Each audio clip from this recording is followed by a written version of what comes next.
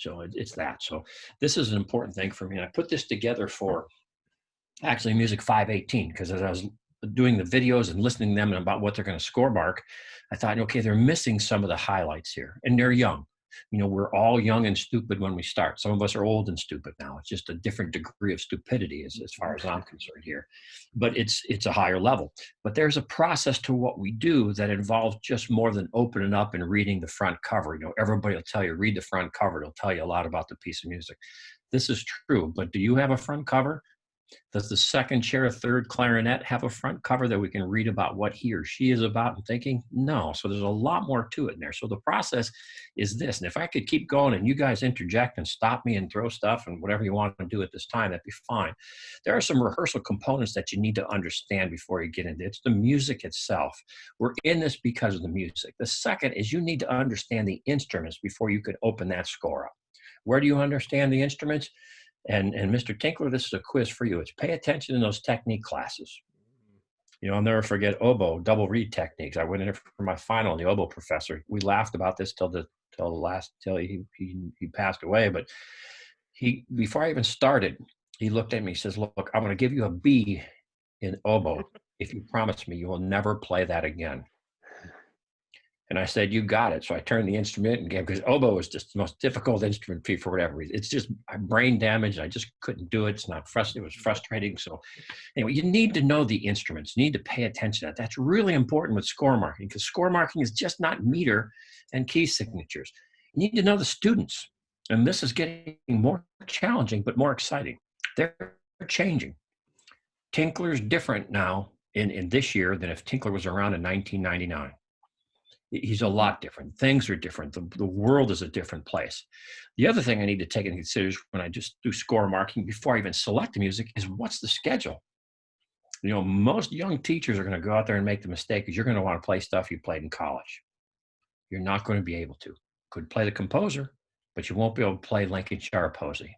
If you get the job that you can play and conduct Lincolnshire Posey, that would be a miracle. Nobody does, or the band really is terrible at it and they don't realize that they can't play it. That's possible too. So there's lots of things to consider there for the rehearsal components. Then finally, what are your strengths? We all try to be, as conductors and rehearsal technicians, we all try to be somebody else. I am a combination of a lot of people. Dr. Wimmer's a combination of a lot of people, and we're still gathered. You got Diane Katsoulis coming in to talk to you. I'm really good friends with her. I worked with her band in Vegas a number of times. We've had her out here. I see her at conferences. We chat. I steal a lot of stuff from her. Owensby Rose is a good buddy. I steal stuff from him. I steal from the best people I could find. I don't shoplift in Walmart. That's a sin. If you shoplift in Walmart, you deserve to get caught.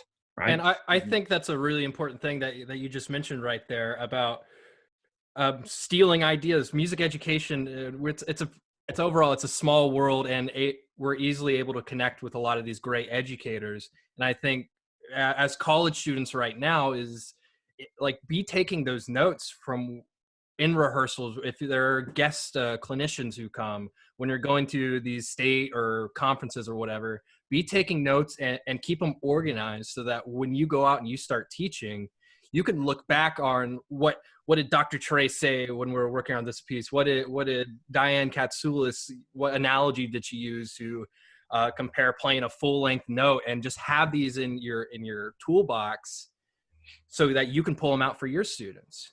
And Eric, as well in class when we have guest conductors up there, I'm taking notes in the back. I'm taking notes in the back on what the guest could. I've heard this all before, but it's in a different way, and it reminds me of some things. So I laminate those notes and I give them to the band during rehearsals, and I'll stop sometimes and say, Eric, look at the piece of paper, the notes from Diane Katsoulis. Find one comment that she made the band needs to hear right now. And so it's a good thing to have those things. Guest conductors and guest clinicians like we have here coming in is like separate vacations in a long marriage. You see me every day. You don't even hear me anymore after the 79th day in a row of rehearsal. But when Diane Katsoulis comes in, Owensby Rose comes in, all of a sudden they're fresh and they're new and exciting, and you hear it. And that's what's important. Sometimes we need a little break from it, and that's why these things are so good. Dr. Payne, you're going to say something? Yeah, I was just going to say one of the other things that I loved about that slide before was the knowledge of yourself and understanding that you can pick up from all of these other mentors, but you have to understand how that fits with you. So you have to understand how you learn and how you teach and how you're going to take that information and provide the best environment for your students. So that understanding of who we are as teachers is huge, because we can take ideas, but we may not be able to replicate it, but we can take it and make it our own. And I think that's the important part of it as well. Absolutely. This is, I'm a baseball fan. And I just got a text from a friend back in Cleveland, said that the Indians were told to report for the first game on July 1. So there's hope. There's hope we're getting back to normal here a little bit. But, I look at this and realize that if I was a pitcher in baseball and I've got a wicked curveball and nobody can hit it, I'm going to keep throwing that curveball. But I'm going to watch somebody that throws a good slider, and I'm going to figure out how to throw that slider, because the first guy that comes up and gets that hit with my curveball is going to smile at me, and my next pitch, the next batter, is going to be a slider. Mm-hmm. It's going to be completely different. So I'm taking what I don't know, learning from it, using what I do know to build for the future. But it's, it's adding golf clubs to your golf bag is what it is.